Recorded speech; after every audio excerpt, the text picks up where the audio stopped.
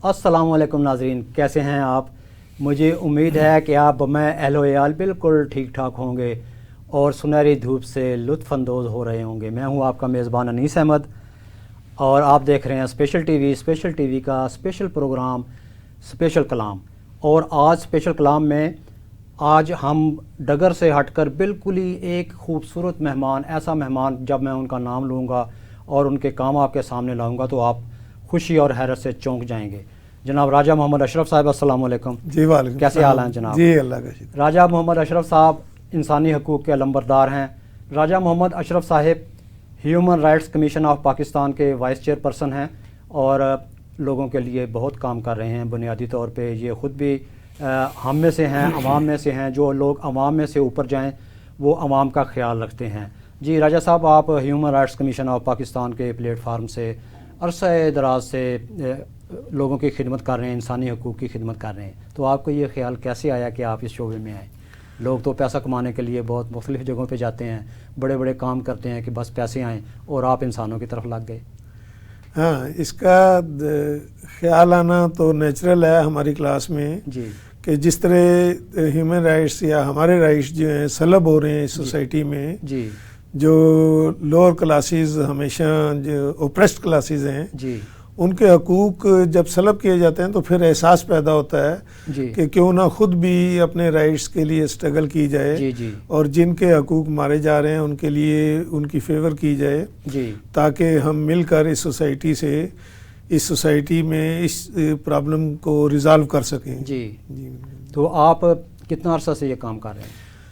میں 91 سے human rights commission of Pakistan کا ممبر ہوں۔ 1991 سے؟ جی 1991 سے۔ جی اور 2014 میں پہلی بار میں HRCP، ہیومن رائٹس کو شارٹ میں ہم کہتے ہیں HRCP، جی تو HRCP کا میں کونسل ممبر بنا۔ جی جی تو ہماری کونسل جو ہے 31 ممبرز پہ کنسسٹ کرتی ہے، جی تو 31 ممبرز میں شامل ہوا بائی الیکشن جی 2014 میں۔ جی تو دین ان 2020 جی میں وائس چیئر پرسن الیکٹ ہوا، جی اور 23 میں سیکنڈ ٹائم میں وائس چیئر الیکٹ ہوا ہوں۔ جی تو میں چند ایک دوستوں میں سے ہوں HRCP میں جو سیکنڈ ٹائم اس پوسٹ پہ الیکٹ ہوئے ہیں۔ آپ دوسری بار وائس چیئر پرسن بنے ہیں؟ جی میں سیکنڈ ٹائم ہوں۔ تو آپ زیادہ تر کن شعبوں میں کام کرتے ہیں؟ میرا ہیومن رائٹس کا تو مطلب مختلف فیکٹرز پہ ہم کام کرتے ہیں، مختلف پوزیشنز میں کام کرتے ہیں۔ جہاں بھی ہیومن رائٹس کی وائلیشن ہوتی ہے، آپ جانتے ہیں کہ یونیورسل ڈیکلیریشن کے 30 پوائنٹس ہیں، جس جگہ بھی اس کی وائلیشن ہو تو ہم اس کے لیے اس کے اگینسٹ، اس کے ساتھ وکٹم کے ساتھ کھڑے ہوتے ہیں ہمیشہ۔ جی تو اسپیشلی میں زیادہ جو ہے میری ورکنگ وہ فیکٹ فائنڈنگ پہ ہے۔ Very good. کسی جگہ بھی وکٹم راجہ صاحب، میں بھی HRCP کا ممبر ہوں، لیکن میں آپ سے جونیئر ممبر ہوں، اور ایسا ممبر ہوں جو سالانہ چندہ تو دیتا ہے لیکن انسانی حقوق کے لیے سڑکوں پہ نہیں نکلتا، کام نہیں کرتا۔ میں غیر فعال ممبر ہوں انسانی حقوق کا، لیکن میرا شعبہ ہے شاعری۔ شاعری میں جو ہے نا، میں انسانی حقوق کا علمبردار ہوں، جو میرا شعبہ ہے۔ اور زان پال سارتر فرانس سے، ان کو ملنے کے لیے پولینڈ سے ایک وفد آیا، اس میں شاعر، ادیب، صحافی، انسانی حقوق کے علمبردار، اسکالر، یہ لوگ شامل تھے۔ ان سے جب گفتگو ہو رہی تھی تو انہوں نے پوچھا کہ آپ لوگ کیا اپنے سماج سے جڑے ہوئے ہیں؟ آپ اپنے عوام کے حقوق کی بات کرتے ہیں؟ آپ اپنی سیاست میں اپنا کردار ادا کرتے ہیں؟ زمین سے جڑے ہوئے ہیں؟ تو وہ ایک دوسرے کی طرف دیکھنے لگ گئے۔ تو ان میں سے جو ایک سینئر تھا وہ بولا کہ جی ہمارا سیاست سے کیا تعلق؟ تو انہوں نے کہا مجھے بہت افسوس ہے کہ آپ لوگ اپنے سماج سے نہیں جڑے ہوئے، سیاست سے نہیں جڑے ہوئے، لوگوں سے نہیں جڑے ہوئے، تو مجھے بہت دکھ ہوا ہے کہ آپ نے میرا ٹائم ضائع کیا اور اپنا ٹائم ضائع کر رہے ہیں۔ تو میں جا رہا ہوں، چائے آتی ہے، چائے پی کے آپ بھی چلے جائیں، میں آپ کے ساتھ بیٹھنا پسند نہیں کرتا۔ تو بہت بڑا نام ہے۔ ہر انسان کو اپنی جگہ پہ رہتے ہوئے انسانوں کے لیے کام کرنا چاہیے، اور اسلام کا بھی یہی پیغام ہے کہ مزدور کی مزدوری پسینہ خشک ہونے سے پہلے ادا کرو۔ جی بالکل۔ اگر تمہارا ہمسایہ بھوکا، ہمسائے کا اتنا حق ہے کہ وہ بھوکا نہ رہے، اس کا خیال رکھو۔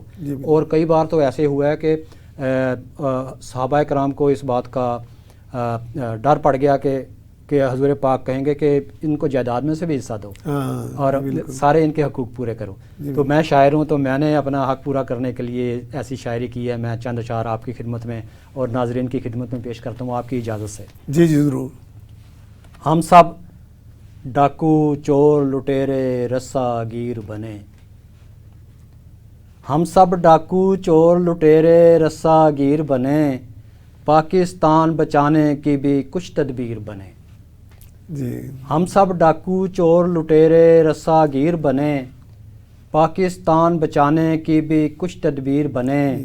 ملتی ہیں انصاف کی باتیں صرف کتابوں میں. ملتی ہیں انصاف کی باتیں صرف کتابوں میں. منصف مجبوری کے ہاتھوں میں تصویر بنے. ملتی ہیں انصاف کی باتیں صرف کتابوں میں. منصف مجبوری کے ہاتھوں میں تصویر بنے. داد رسی کی خاطر چلتے چلتے عمر کٹی. راجہ صاحب جی بالکل. داد رسی کی خاطر چلتے چلتے عمر کٹی. دفتر سارے رشوت خوروں کی جاگیر بنے. واہ زبردست. داد رسی کی خاطر چلتے چلتے عمر کٹی. دفتر سارے رشوت خوروں کی جاگیر بنے. کل تک جو فٹ پاتھ پہ فال نکالتے دیکھے تھے. کل تک جو فٹ پاتھ پہ فال نکالتے دیکھے تھے. آج وہ نوسر باز ترقی کر کے پیر بنے. آج بھی ایک کپ چائے کی خاطر بکتے رہتے ہیں.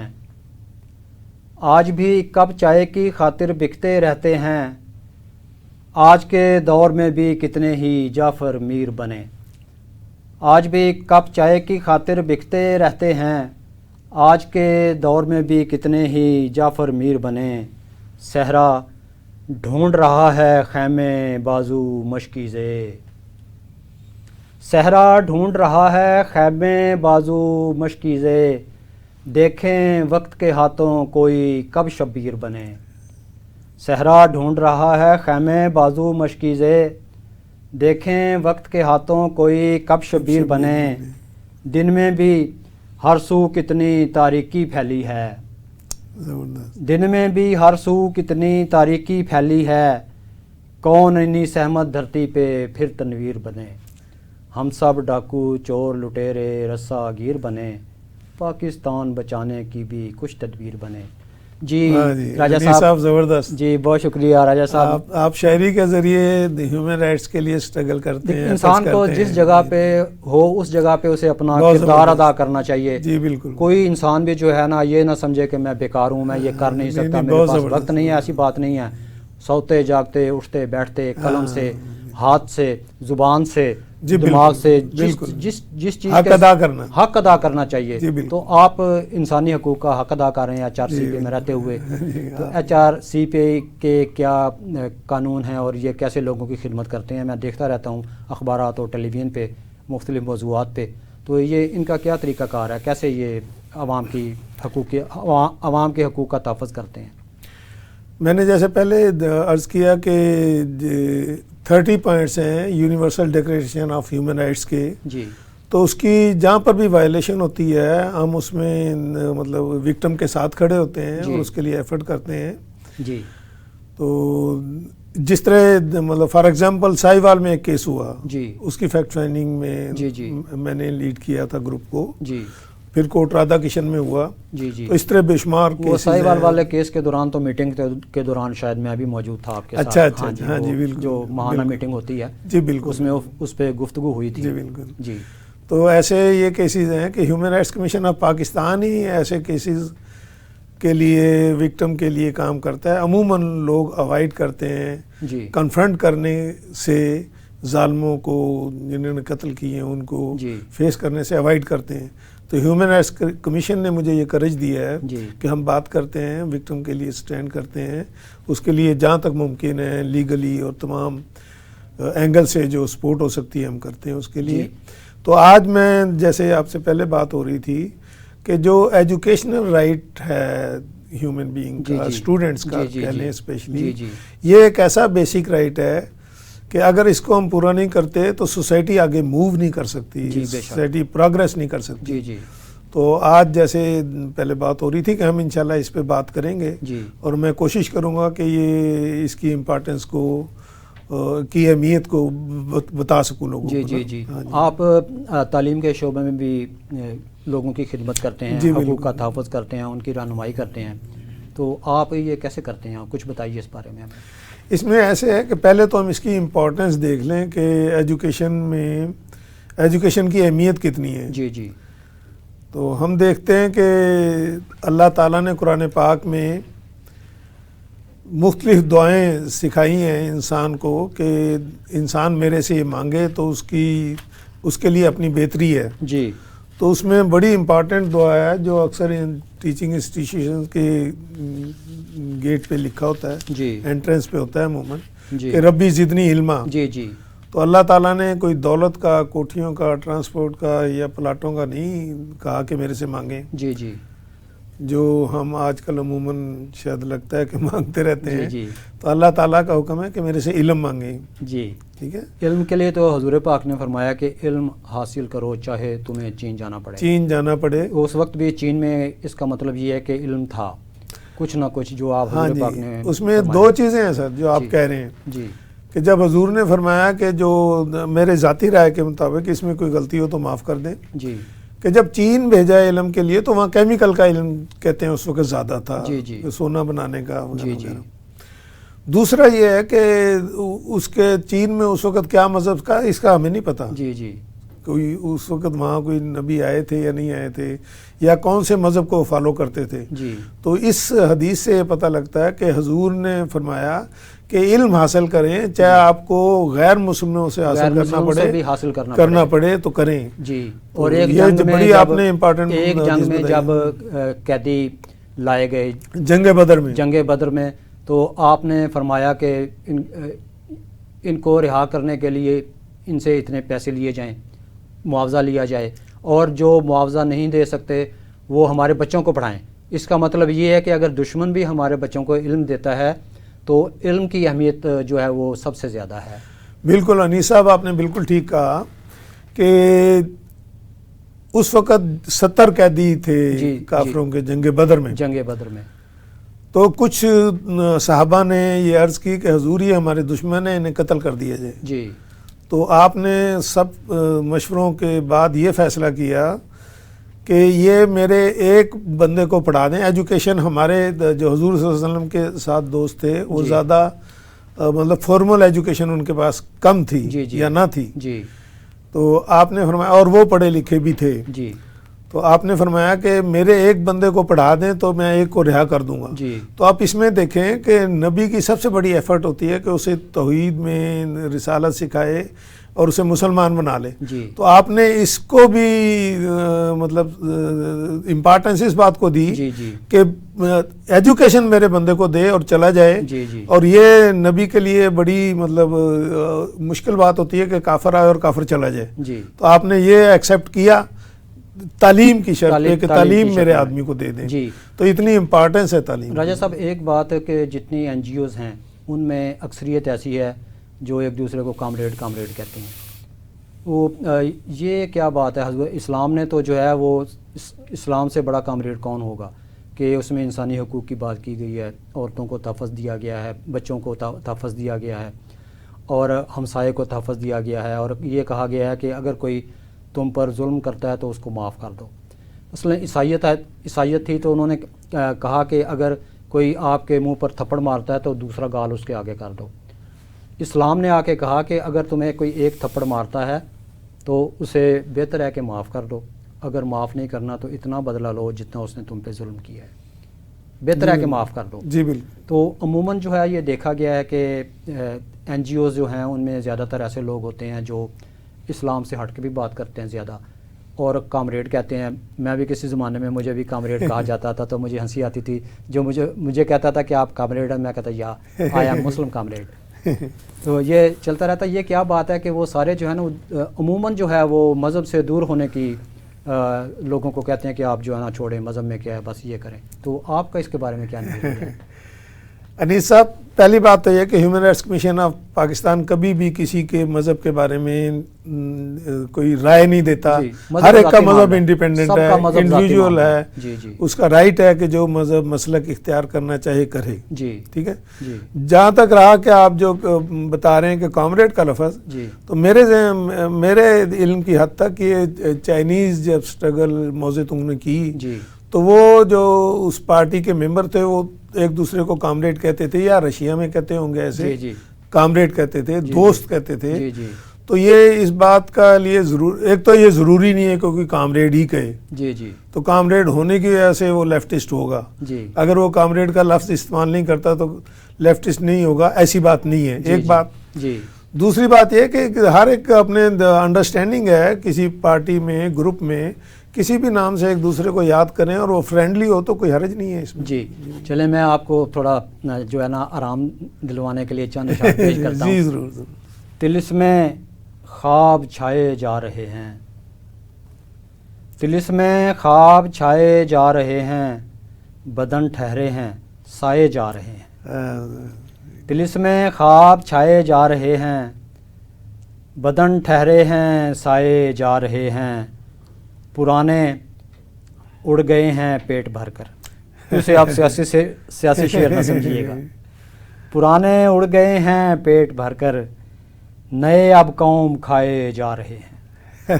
بالکل. پرانے اڑ گئے ہیں پیٹ بھر کر، نئے اب قوم کھائے جا رہے ہیں. کئی سورج اتر آئے زمیں پر، کئی سورج اتر آئے زمیں پر، کئی پیکر جلائے جا رہے ہیں. کئی سورج اتر آئے زمیں پر، کئی پیکر جلائے جا رہے ہیں. یہاں اب وقت سے پہلے ہی پہم، یہاں اب وقت سے پہلے ہی پہم، بدن خاکی مٹائے جا رہے ہیں. یہاں اب وقت سے پہلے ہی پہم، بدن خاکی مٹائے جا رہے ہیں. قبیلے میں جو رائج ہیں ازل سے، وہی رسمیں نبھائے جا رہے ہیں. قبیلے میں جو رائج ہیں ازل سے، وہی رسمیں نبھائے جا رہے ہیں. چراغے آرزوئے جاویدانی، چراغے آرزوئے جاویدانی، ہواؤں میں جلائے جا رہے ہیں. چراغے آرزوئے جاویدانی، ہواؤں میں جلائے جا رہے ہیں. ارادہ ہے سنبھل جانے کا لیکن، ارادہ ہے سنبھل جانے کا لیکن، قدم ہیں لڑکھڑائے جا رہے ہیں. ارادہ ہے سنبھل جانے کا لیکن، قدم ہیں لڑکھڑائے جا رہے ہیں. انیس احمد عیاں ہے ہر بشر پر، انیس احمد عیاں ہے ہر بشر پر، ہم اپنا آپ کھائے جا رہے ہیں. انیس احمد عیاں ہے ہر بشر پر، ہم اپنا آپ کھائے جا رہے ہیں.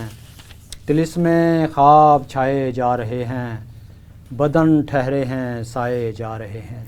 بہت زبردست جی راجہ صاحب، بہت زبردست. آداب ورز.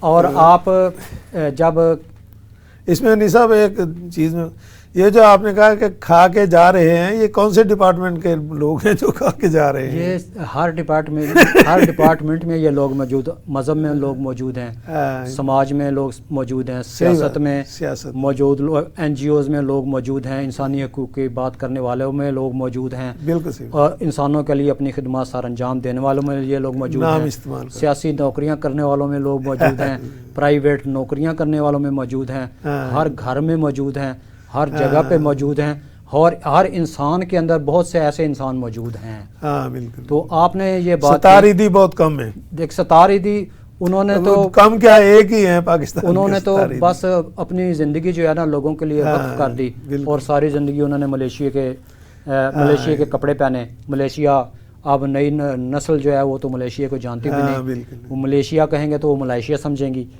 تو وہ ملیشیا ہوتا تھا، ہم پرائمری میں 5ویں جماعت تک ملیشیا کے کپڑے پہنتے تھے، ڈارک گرے کلر. جی یونیفارم تھا وہ. جی بالکل یونیفارم تھا وہ اسکولوں میں ہوتا تھا، اور ادھی نے ساری زندگی وہی کپڑے پہنے. اور انہوں نے بہت ہی چھوٹے پیمانے پہ کام شروع کیا اور بہت ہی بڑے پیمانے پہ جی بالکل اس کو لے گئے، اور جب اللہ تعالیٰ کے پاس گئے تو وہ بہت ہی بڑے آدمی تھے، جی بالکل اور اللہ تعالیٰ ایسے لوگوں کو جو ہے نا خوش ہو کے اپنے پاس بلاتا ہے اور خوش ہو کے پھر جنت میں رکھتا ہے۔ جنت میں تو رکھنا ہے جنہوں نے نماز پڑھنی ہے، ماتھے پہ محراب بن جاتے ہیں، تسبیحاں کر رہے ہیں، نیکوکار ہیں، گناہ نہیں کرتے۔ اللہ تعالیٰ نے ان کو اس لیے رکھنا ہے کہ وہ اس کی عبادت کرتے ہیں۔ اور جو دوسرے انسان ہیں، عبدالستار ایدھی اور روتھ پاؤ میڈم، روتھ پاؤ جیسی خواتین ہیں، مرد ہیں، ان کو اللہ تعالیٰ نے خوش ہو کے رکھنا ہے کہ وہ اس کے انسانوں کی خدمت کرتے ہیں، کیونکہ جو انسانوں کی خدمت جو ہے نا وہ اللہ تعالیٰ کی عبادت سے بڑھ کے بھی ہو سکتی ہے۔ اللہ تعالیٰ کی عبادت بہت بڑی ہے، لیکن انسانوں کی خدمت جو ہے ان کی اللہ تعالیٰ اس کو بھی عبادت کا درجہ دیتا ہے۔ یہی ہے عبادت، یہی دین و ایمان کے کام آئے انسان کے کام آئے دنیا میں انسان کے انسان۔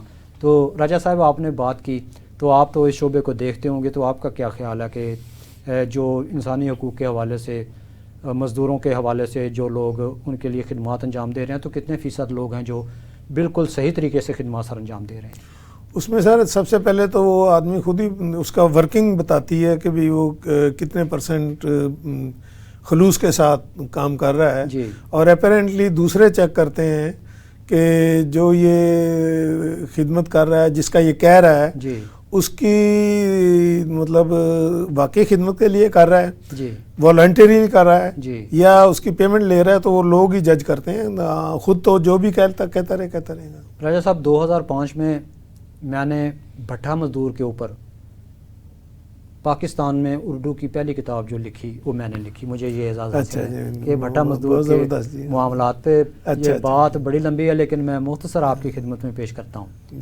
میرا پرنٹنگ پریس تھا اور میں اپنے علاقے میں سیاستدان تھا۔ تو ایک ادھیڑ عمر 50 کے اوپر کا، 60 کے قریب ہوگا، وہ ایک آدمی آیا، پریس کے سامنے آ کے کھڑا ہو گیا، شیشے میں سے میں نے دیکھا تو میں اس کی حالت دیکھ کے نا میں ہنس پڑا۔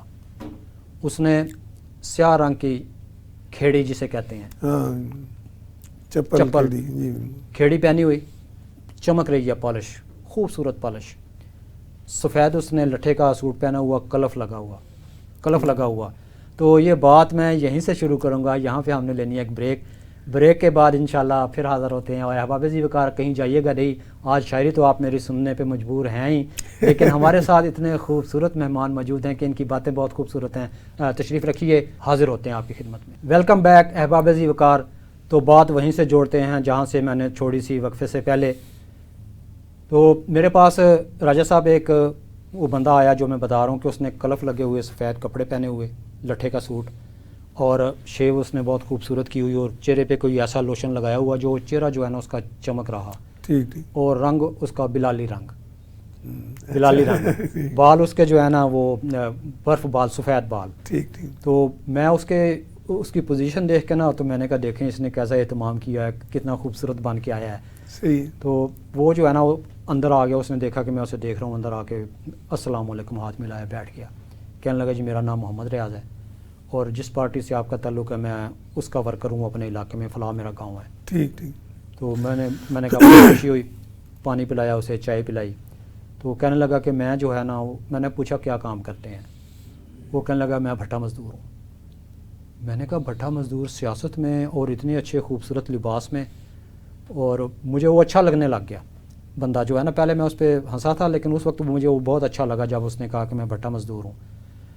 وہ پھر میرے پاس اکثر آنے جانے لگ گیا۔ ایک دن آیا تو مجھے وہ پہچانا نہ گیا، داڑھی بڑی ہوئی سفید، بال بکھرے ہوئے، چہرہ ستا ہوا، اور کپڑے جو ہیں وہ پھٹے ہوئے، پاؤں میں ٹوٹی ہوئی چپل۔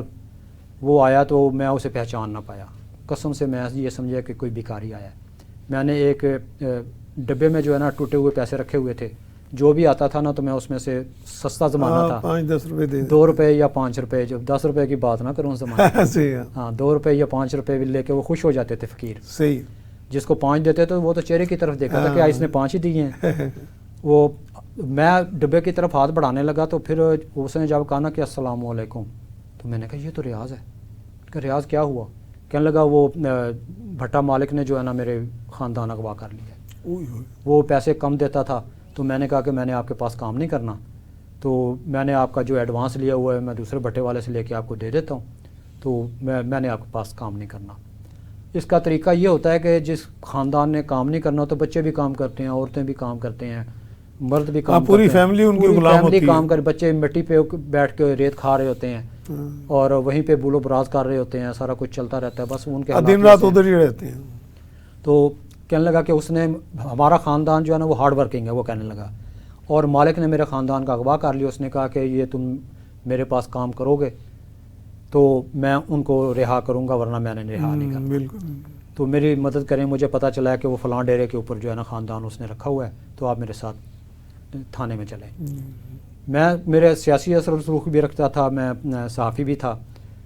تھانے گیا، اس نے ایس ایچ او نے چائے پلائی، وہ پتہ نہیں کون سے پیسوں سے پلائی، لیکن چائے پلائی، چائے پلائی، سب کو پلاتے ہیں وہ جو ایسے اس معیار کے لوگ جاتے ہیں۔ میں نے بتایا کہ یہ بھٹا مزدور ہے اور اس کا خاندان اغوا کر لیا ہے۔ وہ اس کو گالیاں دینے لگ گیا۔ میں نے یہی نافرمان ہوگا۔ ہاں جی، میں نے کہا دیکھیں ملک صاحب، یہ میرے ساتھ آیا ہے، آپ اس کو گالیاں نہیں دے رہے، آپ مجھے گالیاں دے رہے ہیں، یہ غریب اور مزدور ہے، اس کی مدد کریں۔ آپ نے اس کو گالیاں نہیں دی، مجھے گالیاں دی ہیں، اور تیری ماں دی آئیں تو تیری بہن دی آئیں۔ میں نے ایس ایچ او کو سیدھی گالیاں منہ پہ نکال دی۔ میں نے کہا آپ مجھے بھی بند کرو اور اسے بھی بند کرو، صحیح، اور چلو بندے اس کے ساتھ بھیجو اور اس ڈیرے پہ چھاپا ڈالو۔ وہ اس نے پولیس والے تو بھیجے اس کے ساتھ، لیکن وہاں پہنچنے سے پہلے اس مالک کو بھی اطلاع دے دی۔ وہاں نہیں ملے وہ۔ ہاں، وہ پھر ادھر ادھر گھومتے رہے۔ بھٹا مالکان کے ساتھ ہی ہوتے ہیں یہ لوگ، بھٹا مالکان کے ساتھ ہی ہوتے ہیں۔ وہ ریاض جو ہے نا، ریاض کو اس کا خاندان نہ ملا، میں نے کافی اس کا ساتھ دیا۔ تو پھر ایک دن وہ آیا بازار میں نظر آیا، تو میں نے کہا ریاض کیا حال ہے، بچے مل گئے؟ کہنے لگا جی مل گئے۔ میں نے کہا کیسے؟ کہنے لگا میں نے مالک کے ساتھ صلح کر لی اور اسی کے بٹے پہ کام کرنے لگ گیا۔ صلح کیا کر رہی؟ سرنڈر کر لیا، مجبوراً دوبارہ ایکسیپٹ کر لی مجبوراً۔ تو میں نے جو ہے نا اس کے حالات سے مجبور ہو کے مجھے خیال آیا کہ بھی ان کا کچھ کرنا چاہیے۔ میں نے پھر ان کے اوپر تحقیق کر کے پوری کتاب لکھی، جو پاکستان میں بھٹا مزدور کے اوپر بالکل پہلی کتاب ہے۔ جی، تو زبردست۔ آپ بھی جو ہیں وہ مزدوروں کے ساتھ دیتے ہوں گے، مزدوروں کا ساتھ دیتے ہوں گے، تو آپ ان کا کس طریقہ کار؟ نہیں، ہم تو انڈسٹریل مزدوروں کا بھی، سب مزدوروں کا، اور خاص کر جو یہ بھٹا مزدور جو آپ کہہ رہے ہیں، جی، ہم نے تو کورٹ میں جو ہے اس قسم کا جو آئین بنایا کہ بھٹا مزدوروں کے لیے اس کی سپورٹ میں، جی، اس میں ایچ آر سی پی نے ان کو ہیلپ کی ہے، جی، اور سندھ میں یہ بھٹا مزدور کچھ ریلیز کروائے، جی، ان کے لیے ہم نے شیلٹر بھی بنایا تھا، حالانکہ بیسک ہمارا جاب یہ نہیں ہے، جی، لیکن ان کی حالت یہ تھی کہ کچھ عرصہ کے لیے انہیں شیلٹر دینا ضروری ہو گیا تھا، وہ ہم نے دیا۔ جی، تو بھٹا مزدور جو لیڈر بھی ہیں اور بھٹا مزدور خود بھی، جی، آپ دیکھیں گے کہ ایچ آر سی پی کو ہی اپنا بڑا سپورٹیو سمجھتے ہیں، اور ہمارا ان سے رابطہ ہے، ہم کام کرتے ہیں۔ جی راجہ صاحب، میرا نا ذاتی تجربہ ہے، میں ساری انٹرپٹ کر رہا ہوں آپ کو۔ جی، جی، یہ جو میں نے بتایا تھا کوٹ رادھا کشن کا، جی، جی، اس میں میاں بیوی کو زندہ جلا دیا گیا تھا۔ جی، جی، یہ 8 یا 9 محرم کی بات ہے۔ جی، جی، نیکسٹ ڈے ہم جب گئے ہیں جی، تو ان کی راکھ جو ہے بھٹے میں سامنے نظر آ رہی تھی، پسلیوں کی، انگلیوں کی، جی، اور اس کی جو ہم نے فیکٹ فائنڈنگ رپورٹ دی، جی، اس پہ ایگری کیا، اور پولیس نے پہلی دفعہ کہا کہ یہ کوئی بلیسفیمی کا کیس نہیں تھا، جی، یہ تو بھٹا کے جو مالک تھا اس کا منشی اور نیئر بائی مسجد کا مولوی، جی، ان کی انڈرسٹینڈنگ تھی، اس لڑکی کو وہ ایکسپلائٹ کرنا چاہتے تھے، اچھا، جو نہیں ہوئی، تو انہوں نے بلیسفیمی کا کیس بنا دیا جی، اور زندہ جلا دیا۔ پھر آپ کو جو اصل بات بتانے والی ہے، جی، جی، کچھ دن کے بعد مسلمانوں سے جو ہیں، میں تو یہ کہوں گا کہ پیڈ مولوی اور کرسچنز کے پیڈ پوپ پال ٹائپ جو ہیں سب آگے، جی، وہاں انہوں نے جلسہ کیا جی، کوٹ رادھا کشن میں، جی، جی، اور کہنے لگے کہ یہ تو اللہ کی مرضی تھی، ایسے ہو گیا۔ اچھا، لیکن تو انسانوں مذہب کو تو یہ زندہ نہیں جلا سکھاتا، دینا بلا وجہ کہ اللہ کی مرضی تھی۔ انسانوں کو زندہ جلا دیا کیا؟ جی، مذہبی لیڈر مسلمانوں کا بھی، عیسائی کا بھی، جی، جی، یہ کہہ رہا ہے کہ یہ اللہ کی مرضی تھی، خدا نخواستہ اللہ تعالیٰ کے ساتھ ایسی بات تو نہ جوڑیں۔ نہیں راجہ اللہ صاحب، تعالیٰ اللہ تعالیٰ تو یہ انسانی معاملات میں مداخلت نہیں کرتا، اللہ کی مرضی نہیں شامل حال ہوتی ہے۔ دوسرا اللہ کی مرضی اس بات میں شامل نہیں کہ اسے زندہ جلا دے، جی، جی، اور دوسرا جو مذہب میں بھی ہے، جی، جی، جلانے کا حق تو اللہ تعالیٰ کو ہے قیامت کے دن، جی، جی، دنیا میں بھی نہیں دنیا ہے۔ میں بھی نہیں ہے، دنیا میں آپ کسی کو جلا نہیں سکتے، جانور کو بھی مارے، موذی جانور کو بھی مارے تو جلا نہیں سکتے۔ یہ جو مذہب مذہب کہتا ہے. جی. آپ نے زندہ جلا دیا اور مولوی اور مذہبی رہنما سارے کہہ رہے ہیں کہ یہ اللہ کی مرضی تھی. اللہ کی مرضی. یہ اس سے زیادہ خوفناک صورتحال اس سوسائٹی میں اور کیا ہوگی کہ انسانوں کو زندہ جلا دیا جائے اور مذہب والے اس کی جسٹیفیکیشن دے کہ یہ ٹھیک ہو گیا ہے. پھر شہباز شریف نے کہا جی میں اتنے پیسے دے دوں گا. انسانوں کی قیمت نہیں ہوا کرتی. جی ہاں. یہ سو کالڈ پولیٹیکل لیڈروں کے پاس ہوگی. یہ جی جی. انسان کا اس کو انصاف دیں. صحیح. اس کو پولیس کو آپ چیف منسٹر تھے, پولیس کو آپ انویسٹیگیشن پراپر اور صحیح انویسٹیگیشن اور اس کو کورٹ میں کیس میں اس کی ہیلپ کریں. جی صحیح. یہ گورنمنٹ کا کام ہے. جی جی. آپ نے مولوی جو بھیج دیا آپ نے اس کو کیوں نہیں روکا کہ جسٹیفیکیشن وہ کس بات کی دے رہا ہے. جی راجہ صاحب بات کو آگے بڑھاتے ہیں تھوڑا. پھر یہ دیکھیں کہ جڑاں میں جو واقعہ پیش جڑاں میں یہ کتنا بڑا سانحہ ہے. اس سانے میں بھی جو ہے نا لوگوں کی سیاست بیچ میں نہیں. ایک دن پہلے اے سی جو کرسچن تھا اس کی ٹرانسفر کر دی گئی. تو وہ اے سی گورنمنٹ کا تھا. جی. وہ عیسائیوں کا یا مسلمانوں کا تو نہیں تھا. جی جی. اس نے تو جانا ہی. یہ کیسے ٹرانسفر کر دیا؟ کیوں ٹرانسفر کیا گیا؟ اور پھر اس کا مطلب ہے آپ نے پرمیشن دی ان کو کہ آگے جلا لیں کہ عیسائی ہوگا تو اس کی فیلیشن زیادہ ہوگی, یہ روکنے میں زیادہ ہیلپ کرے گا, تو آپ نے اس کی ٹرانسفر ہی کر دی. جی صحیح.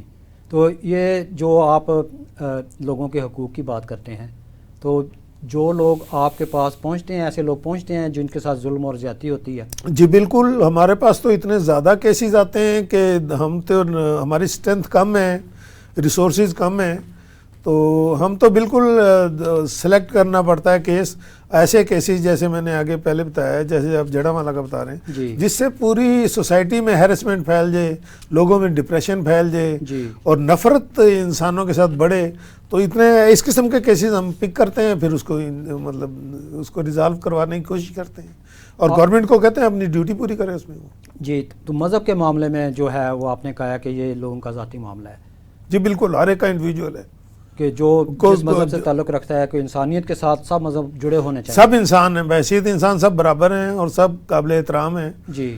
تو کس کا کیا مذہب ہے یہ میرا مسئلہ نہیں ہے. سامنے کسی دوست کا کوئی بھی مذہب ہو, مجھے اس سے کیا لینا ہے. اس کا مذہب ہے, مسلک ہے, میں کیا کروں. اس میں جو میرا نظریہ ہے, اور میرے ساتھ بہت سے دوست بھی اس بات سے متفق ہیں, ہماری ڈسکس ہوتی رہتی دوستوں کے ساتھ, وہ کہتے ہیں کہ سب سے بڑا مذہب جو ہے وہ انسانیت ہے. عیدی نے بار بار کہا کہ سب سے بڑا مذہب انسانیت ہے, اور پوری دنیا میں یہ مانا جاتا ہے. جی. وہ عیدی صاحب کی پھر بات شروع ہو گئی. عیدی صاحب کراچی میں میرے بھائی جو ہیں نا وہ ایک کمپنی میں ملازم تھے. تو عیدی صاحب نے جب پہلی ایئر ایمبولینس لی ہے, اس کے تمام ڈاکومنٹس جو ہیں انہوں نے تیار کیے. ٹھیک. اور عیدی صاحب جو ہیں وہ سارا دن دفتر میں بیٹھے رہتے تھے, اور جب انہیں نیند آتی تھی تو وہ میرے بھائی جو ہے نا جو وہاں طیارے کھڑے ہوتے تھے, جہاز چھوٹے, وہ کھول دیتے تھے کہ یہیں سو جاؤ. وہ ان میں گھس کے سو جاتے تھے, اور پھر کہتے تھے یار کھانا منگواؤ, اور کوئی اور چیز نہیں منگانی, بس چنے اور روٹی ایسی چیزیں جو ہے نا وہ. پھر ان کی خاص بات یہ تھی کہ وہ جو لاوارث بچے ہوتے تھے, جی بالکل, ان کے ساتھ بیٹھ کے روزانہ کھانا کھاتے تھے. جی بالکل. اور انہوں نے اپنی زندگی جو ہے ان بچوں کے لیے اور انسانیت کے لیے وقف کر دی تھی. جی بالکل. اور اگر وہ اپنا آپ بنانا چاہتے تو وہ ملیشیا کے کپڑے اتار کے جو مرضی پہن لیتے. جی بالکل. اور یہاں بھٹا مزدوروں کی میں نے قریب سے دیکھا, کیونکہ میں نے کتاب لکھی تھی, میں بہت سی تنظیموں کے پاس گیا, یہ کتاب جو ہے نا اس کو پرنٹ کر دیں.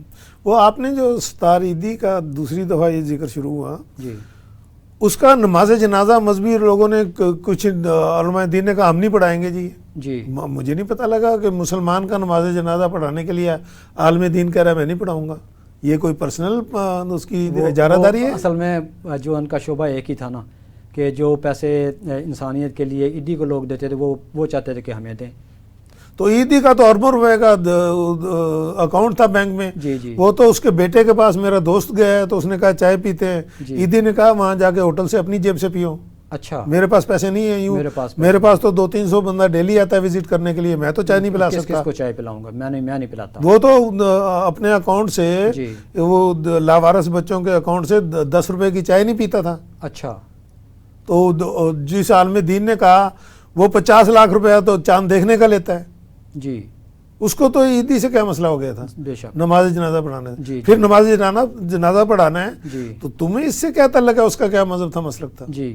راجہ صاحب, ہماری قوم میں, پاکستانی قوم میں آج بھی اس بات کی اشد ضرورت ہے کہ ان کو جو ہے وہ اپنے حقوق حاصل کرنے کا شعور عطا کیا جائے. جی بالکل، ہمارا بیسک جاب ہیومن رائٹس کا یہی ہے کہ ہم اویئرنیس کریٹ کریں جی تاکہ ہر بندہ جو ہے اپنے خود اس قابل ہو کہ اپنے رائٹس کو سمجھتا ہو اور اس کو کسی کو اجازت نہ دے کہ اس کو چھین لے وہ. جی. تو آپ بیسک جاب ہمارا یہی ہے. آپ اس کے لیے کیا پروگرام چلا؟ ہم مختلف سیمینارز کرتے ہیں اسکول میں. ابھی 2 دن پہلے ایک گورنمنٹ کالج میں گیا تھا، تو ہم یہ اسکولز میں، کالجز میں، اپنے آفس میں سیمینارز کرتے ہیں، سمپوزیم کرتے ہیں اویئرنیس کی. یہ ہمارا ایک منتھلی میگزین ہے وہ کرتے ہیں، اینول رپورٹ ہے وہ کرتے ہیں. تو ہم عوام کو مختلف طرح سے ایجوکیٹ کرنے کی کوشش کرتے ہیں. پولیٹیکل لیڈرز کو بلاتے ہیں، اچھا، مختلف مذاہب کے لوگوں کو بلاتے ہیں. جی. تو ہم یہ کہتے ہیں کہ یہ اس طرح ہم اویئرنیس کریٹ کرتے ہیں، ایجوکیٹ کرتے ہیں. تو ہماری یہ ایفرٹس ہیں. لیکن جیسے آپ نے اس سے پہلے والے اپنے شعروں میں بتایا جی کہ لوگوں کی گرپ اور وہ سوسائٹی پہ اس قسم کی ہے کہ ابھی اچھرا میں ایک بچی کو جان سے مار دینے کی دھمکی دی انہوں نے. یہ جاہلیت ہے. اس جاہلیت کے دور میں ہم اپنا کوشش کر رہے ہیں، جتنا ہوتا ہے ہم کرتے ہیں. افسوس جو جس بات کا ہوا کہ اس خاتون کو تحفظ فراہم کرنے کی بجائے اس کو تھریٹ کیا گیا، اور علماء کرام جو ہے وہ فیس بک پہ اور سماجی رابطوں کے ویب سائٹس پہ پھر اس کے خلاف تحریک انہوں نے چلائی ہوئی ہے سوشل میڈیا میں جی کہ حلوہ جو ہے، حلو ہے یا حلوہ جو لکھا ہوا تھا، حالانکہ قرآن پاک کے حوالے سے نہیں تھا. یہ عربوں میں پرنٹ ہے، یہ رواج ہے، دنیا پہنتی ہے. تو اس وقت پتہ نہیں کیا مسئلہ تھا. ایک دم مولوی صاحب کو بعد میں کسی نے انٹرویو کیا کہ وہ کیا لکھا ہوا تھا، کہتا مجھے نہیں پتا. اچھا. ہاں، اس نے کہا آپ کی کوالیفیکیشن کیا ہے؟ وہ کہتا میں تو ان پڑھ ہوں. اچھا. وہ فیصلہ کر رہا ہے انسانی زندگی کی زندہ رہے گی کہ مرے گی یا مار دی جائے گی. وہ آدمی کر رہا ہے جو اپنا نام نہیں لکھنا جانتا، پڑھنا نہیں جانتا. جی. یہاں پاکستان میں، پوری دنیا میں، خاص طور پہ پاکستان میں زیادہ تعداد جو ہے وہ پڑھے لکھے علماء کرام کی ہے، لیکن ان میں کچھ ایسے ہوتے ہیں جو نچلی سطح سے بس بڑھتے بڑھتے مسلح تک پہنچ جاتے ہیں اور پھر وہ جو ہے فتوے دینے شروع کر دیتے ہیں. نہیں انیس صاحب، ایسے ہے کہ ہر فیلڈ میں ایسے ہوتا ہے کہ بھی اوپر والے، لیکن اوپر والے جو علماء دین ہیں وہ جو ہیں ایجوکیشن میں یہ جو ہے انٹالرنس جو ہے بڑھ گئی ہے، اس کو کیوں نہیں ختم کرنا چاہتے؟ یہ لوگوں میں ایکسٹریم جو آ گئی ہے سوچوں میں، اس میں اولاد ماندین کیوں نہیں کرتے؟ سوشل بیماریاں، کم تولنا، یہ کرنا، وہ ملاوٹ کرنا. تو یہ علماء دین کا سبجیکٹ ہی نہیں ہے. ایسے سبجیکٹ ہیں جو ہواؤں میں ہیں، زمین پہ نہیں ہیں. تو جو اپنے جو عالم دین، وہ وہاں پر جو 3-4 عالم دین سو کارڈ مولوی تھے، تو ان کو کس نے ایجوکیٹ کیا ہے کہ تم سرے بازار ایک لڑکی کو کہہ رہے ہو کہ اب اپنی شرٹ اتاریں؟ کتنی انایتھیکل بات ہے کہ بازار میں ایک بچی کو کہہ رہے ہو کہ شرٹ اتار. کون کہہ رہا ہے؟ مولوی کہہ رہا ہے. بہت زیادتی ہے. ہم تو اپنا حق ادا کر رہے ہیں. تو مزدور بس ہم تو کوشش کرتے ہیں. مزدور کے بارے میں جو میرے خیالات ہیں اور میرے دوستوں کے خیالات ہیں، جو زیادہ انسانوں کے خیالات ہیں، وہ میں نے چند اشعار میں لکھے ہیں، تو میں آپ کی خدمت میں پیش کرتا ہوں. ضرور. آئیں ہم سب عین عبادت کرتے ہیں. آئیں ہم سب عین عبادت کرتے ہیں، مزدوروں کے ساتھ محبت کرتے ہیں. واہ جی، زبردست. آئیں ہم سب عین عبادت کرتے ہیں، مزدوروں کے ساتھ محبت کرتے ہیں. میں اعلیٰ انسان سمجھتا ہوں ان کو، میں اعلیٰ انسان سمجھتا ہوں ان کو، جو بھی اپنے ہاتھ سے محنت کرتے ہیں. زبردست جی. میں اعلیٰ انسان سمجھتا ہوں ان کو، جو بھی اپنے ہاتھ سے محنت کرتے ہیں. دنیا مہکی مزدوروں کی محنت سے. جی بالکل. دنیا مہکی مزدوروں کی محنت سے، اعلیٰ ظرف ہی ان کی عزت کرتے ہیں. زبردست. دنیا مہکی مزدوروں کی محنت سے، اعلیٰ ظرف ہی ان کی عزت کرتے ہیں. قابل عزت ان کی ذات انیس احمد، قابل عزت ان کی ذات انیس احمد، جو بھی حقداروں کی خدمت کرتے ہیں. بہت زبردست، بہت زبردست. اللہ تعالیٰ محبت کرتا ہے جو اپنے ہاتھ سے محنت کرتا ہے. یہ تو مطلب یہ مذہب کیوں نہیں پڑھاتے جو علماء دین ہیں؟ مذہب کا یہ اللہ تعالیٰ کا حکم ہے، میں اس سے پیار کرتا ہوں جو اپنے ہاتھ سے محنت کرتا ہے. اللہ مولوی اس کے ساتھ بیٹھتا ہے جس نے زندگی میں خاندان کے جس نے محنت نہیں کی، القاسب و حبیب اللہ، القاسب و حبیب اللہ، جی تو وہ مولوی کا ساتھ تو اس کے ساتھ ہے جس نے زندگی میں کبھی محنت نہیں کی. صحیح. تو مولوی کا تو فرض بنتا ہے کہ مزدور کا ساتھ دے. راجہ صاحب میں نا آپ کی وجہ سے بہت سنجیدہ ہو کے بیٹھا ہوا ہوں، ورنہ میں مجھ سے اتنی دیر برداشت نہیں ہوتا کہ میں بیچ میں کوئی بات ایسی نہ کروں جس سے خوش مزاجی پیدا ہو جائے. تو ایک بار ایک علماء ایک علم دین جو ہے ہمارے سامنے آ کے بیٹھ گئے، میرے سامنے آ کے بیٹھ گئے، ہمارے میں نے ایسی اپنے آپ کو کہہ دیا ہے، میرے سامنے آ کے بیٹھ کے کھانے دعوت میں. تو میں نے اٹھ کے ان سے ہاتھ ملایا، میں نے کہا جی اچھا جناب اجازت دیجیے. کہنے لگے انیس صاحب کدھر؟ میں نے کہا جی آپ سامنے آ کے بیٹھ گئے ہیں، تو اب آپ آ کے بیٹھ گئے ہیں تو میرے حصے میں کھانے کے لیے کیا آئے گا، میں کہیں اور جا کے بیٹھتا ہوں. انہوں نے ہاتھ پکڑ کے بٹھا لیا، کہنے لگا یہ آپ کی غلط فہمی ہے، میں اتنا نہیں کھاتا، آپ اپنے گھر میری دعوت کر کے دیکھ لیں. تو میں نے تو پھر انہوں نے ٹیسٹ بھی یہی رکھا، کھانے کا ہی رکھا. جی جی. تو راجہ صاحب آپ یہ کن چکروں میں پڑ گئے ہیں انسانی حقوق کے حوالے سے؟ اگر آپ جتنی محنت اس کام میں کر رہے ہیں کسی پیسے کمانے والے شعبے میں ہوتے تو آپ بہت بڑے کاروباری ہوتے، بہت پیسے والے ہوتے، گاڑیاں آپ کے نیچے ہوتی، ملازم آگے پیچھے گھوم رہے. آپ کیا محسوس کرتے ہیں کہ آپ کو کبھی اس بات کا خیال آیا کہ آپ نے؟ نہیں، یہ جو آپ بتا رہے ہیں یہ ایک چوائس ہے. جی جی. میں وہ پیسہ جمع کر لوں اور پیسے کی پوجا کروں. دوسری طرف بار بار نام عیدی کا آتا ہے کہ عیدی کو آئیڈیل اگر میں کہتا ہوں تو زندگی کو ویسے گزاروں جی. اور آئیڈیل پیسے والے کا معذرت کے ساتھ نام لیتا ہوں ریاض ملک کا. جی. تو مجھے دونوں میں سے ایک زندگی کو چوز کرنا ہے، یا پیسہ لے لوں یا عیدی کے اللہ اللہ کو راضی کر لوں. دونوں میں سے ایک چیز ہو آپ سکتی جو ہے. ہیں سننے والوں کے لیے ہمارے لیے کوئی تعلیم فرمائیں، کوئی پیغام دیں. جی، ہیومن رائٹس کے حوالے سے صرف ایک ہی تعلیم ہے. آلریڈی آپ ماشاءاللہ شاعری کے ذریعے عوام کی خدمت کر رہے ہیں. ہم عوام کی خدمت کرنا کوئی احسان نہیں کر رہے. میں انسان ہوں، میرا فرض ہے. میں کسی کی زندگی بچانے کے لیے کوشش کرتا ہوں، کسی پہ ظلم ہونے کے خلاف جب کھڑا ہوتا ہوں تو ایکچولی اور انڈائریکٹلی میں اپنی حفاظت کرنا چاہتا ہوں. میں اپنے لیے لوگوں کی سپورٹ مانگ رہا ہوں. تو یہ کسی مظلوم پہ یا کسی اس پہ کوئی میں احسان نہیں کر رہا. یہ میری ڈیوٹی ہے اور یہ مجھے اللہ کا نبی کا حکم ہے کہ میں ایسے کروں. کہ میں دوسروں کے لیے زندہ رہوں، پھر دوسرے میرے لیے زندگی گزاریں گے. احباب ذی وقار، راجہ محمد اشرف صاحب vice chairman human rights commission of Pakistan ہمارے ساتھ آج کی تقریب کے مہمان تھے. احباب ذی وقار، آپ ان کی باتوں سے اتفاق کریں یا نہ کریں، آپ نے ایک کام کرنا ہے کہ اچھے کام کی ابتدا اپنے گھر سے کریں، اچھے کام کی ابتدا اپنی اولاد سے کریں. ان کو ایسی تعلیم دیں کہ ہر بچہ جو ہے وہ انسانی حقوق کا علمبردار ہو جائے. سوتے جاگتے، اٹھتے بیٹھتے، چلتے پھرتے، لوگوں سے باتیں کرتے ہوئے صرف اسے ایک ہی بات کا خیال ہو، خدمت انسانیت کا. تو ہمارے ساتھ رہیے گا. اگلے پروگرام تک انشاءاللہ تعالیٰ پھر ملاقات ہوتی ہے. اللہ حافظ.